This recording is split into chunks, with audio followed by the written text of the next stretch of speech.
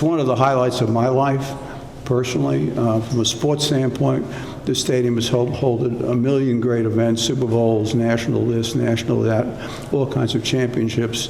Certainly being part of World Cup in these 8 matches has been, one of the major milestones in my life. Well, I think we all can agree that it was a major milestone in all of our lives. What a summer we've had in Atlanta. I don't even know how to move forward from the World Cup because I'm going to be reliving this for the rest of my life. It was an opportunity of a lifetime to be a part of this, to be a part of a World Cup city. 2 of my good friends are here who have been in Atlanta all around the festivities with the World Cup. Felipe Cardenas from The Athletic, who's been covering the World Cup. You did it last time too. This one a little bit different. We'll get into that. And Gabe Burns from the AJC down there. You're all over the place these days. First of all, first impressions of just how the World Cup went in our city. Oh, Atlanta. I mean, I think if we rank the cities, Atlanta is like at the bare minimum a top 5 city. Yeah. And I was speaking to a stadium official after the semifinal between Argentina and England, and he was like, "If you ranked us, where would you put us?" He was trying to like nudge me to number 1. And honestly, they have a chance here. They have a fight for number 1. When I speak to the international journalists that were here, they loved Atlanta. They loved it for the access to the stadium. They could walk to the stadium. They loved the ice cream machine and the press box. They were getting multiple rounds of ice cream. Yeah, they couldn't believe how well they were treated in terms of just like the food, the ice cream, as you mentioned. So Atlanta really showed out. They were a great host city. Gabe, you've seen bars and watch parties and everything around the city. What did you think? This was so cool. Like, I mean, this was just unbelievable. The environment, the passion, the atmosphere. Obviously, as we just laid out, it was very convenient for people. Everything. I would have loved to see the final here. It would have been awesome, man. Atlanta is it's a big event town. Like we are just set up to do events. There's a few cities, and look, obviously New York and LA are always going to get the best stuff. For sure. But there are a few cities who are just basically made for this, and I feel like we've definitely gotten to that point. I don't disagree with that, and hopefully FIFA doesn't disagree with that in the future, if it can come back to the United States. We'll talk about that a little bit too. But Spain winning the World Cup, beating Argentina 1-0. It was tied 0-0 at halftime. They had to do it in extra time to get it done. A lot of people, Felipe, thought that Spain was really the better team all tournament. I went into this thinking Spain was going to win, but Argentina definitely had a chance because of what we've seen from them all tournament.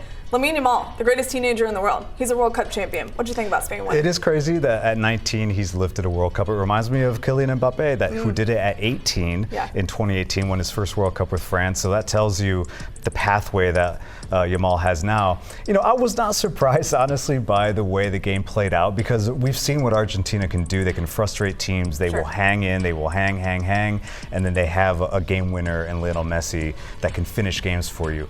But Spain, they came in with one of the best defensive sides, and they defend with the ball. They keep the ball and they keep it from you. And in the end, it did become a game where Argentina was trying to frustrate, get into their heads, get a little, well, you can call it the dark arts of football, right?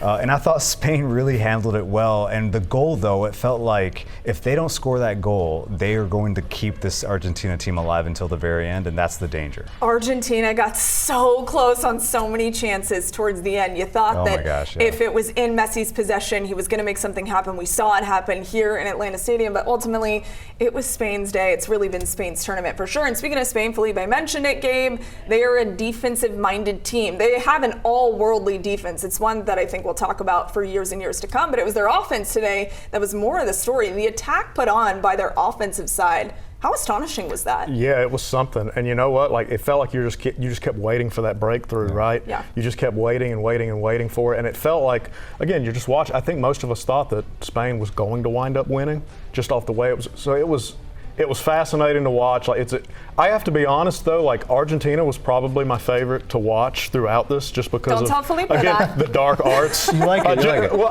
it's as a neutral observer, it was entertaining. You just never knew, right? And it did. However, that being said, I don't think it would have felt right if they had won it. It just didn't feel like it was supposed to be theirs for all that they achieved. How about a stat? The stat of the day, speaking to what Gabe said. I think Spain had 20 or more shots on target. Argentina had 0, which Zero. has never happened in a World Cup final. And to think of, they were a fun team. They have Messi, they were scoring goals, they were putting on a show throughout the World Cup. Not even a shot on goal. That tells you everything about the way that game went. Kind of feels like a little bit of a letdown from the third place match that we saw, which Felipe will talk about later because there were a million goals in that. There were 10 in that. But on the other side of the net, Emiliano Martinez, he broke a record in saves for a World Cup final. He was a brick wall out there. It was astonishing what he was able to do. Unfortunately, obviously, his team not winning the World Cup, but you got to give him some credit because he was fantastic in net. And he came in with a broken finger that he could have, he decided not to have surgery on it. He gets injured with his club team right before the World Cup and he says, I'm not going to have surgery, I'm going to play. And listen, this is one of the top goalkeepers in the world. Emiliano Martinez won the goalkeeper of the tournament award in 2022. I thought he was going to get it today, just based off his performance today. And he kept him in the match. Like, they weren't these spectacular acrobatic saves, but it just shows his experience. He was always in the right place. He was always well positioned. And he kept this team alive. That was sort of the heartbeat of the team, the goalkeeper. There was that one from Lamine Yamal, who I thought was going to sneak past him, but he was phenomenal today. He was there. Like, breaking a record tells you everything about his performance. And again, it does also paint the picture of the way the game went in favor of Spain. For sure. And Spain still breaking through. They were obviously going to break through at some point, and they did, to win the World Cup.